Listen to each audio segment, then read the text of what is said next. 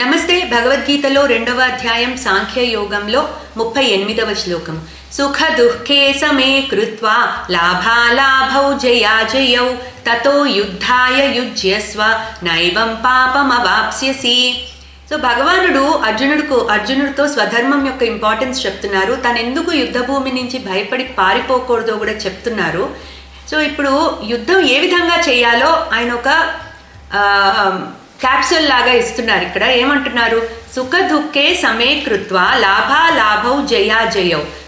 అంటే సుఖ దుఃఖాలలో, అలాగే లాభ నష్టాలలో, అలాగే జయ అపజయాలలో ఏ పరిస్థితి వచ్చినా కూడా ఇవన్నీ మనం ద్వంద్వాలు అంటాము. అంటే they are all like two sides of a same coin. So ఏ పరిస్థితిలో అయినా నువ్వు సమంగా ఉండడం నేర్చుకో అర్జున.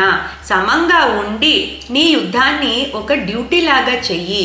సో రిజల్ట్ గురించి నువ్వు పెద్ద వరీ అవ్వద్దు అని ఇండైరెక్ట్గా చెప్తున్నారు. Just do your duty without considering the result. అందుకని అంటే సుఖం వస్తుందా, దుఃఖం వస్తుందా, లాభం వస్తుందా, నష్టం వస్తుందా, జయం వస్తుందా, అపజయం వస్తుందా, నీకు అనవసరం. నువ్వు డూ యువర్ డ్యూటీ. అట్లా డ్యూటీ చేస్తే నువ్వు యుద్ధం చేసినా కూడా నీకు పాపం తగలదు అర్జున. నువ్వు నీ వాళ్ళని హతమార్చుతున్నాను అని బాధపడుతున్నావు. నువ్వు ఈ విధంగా కనుక యుద్ధం చేస్తే వాళ్ళని హతమార్చినా కూడా నీకు పాపం తగలదు అర్జున అని ఆయన ఒక క్యాప్సూల్ లాగా ఇక్కడ అర్జునుడికి ఇస్తున్నారు. యుద్ధం ఎలా చేయాలి, నీవు డ్యూటీని ఎలా చేయాలి అనే క్యాప్సూల్ మనందరికీ కూడా ఇస్తున్నారు.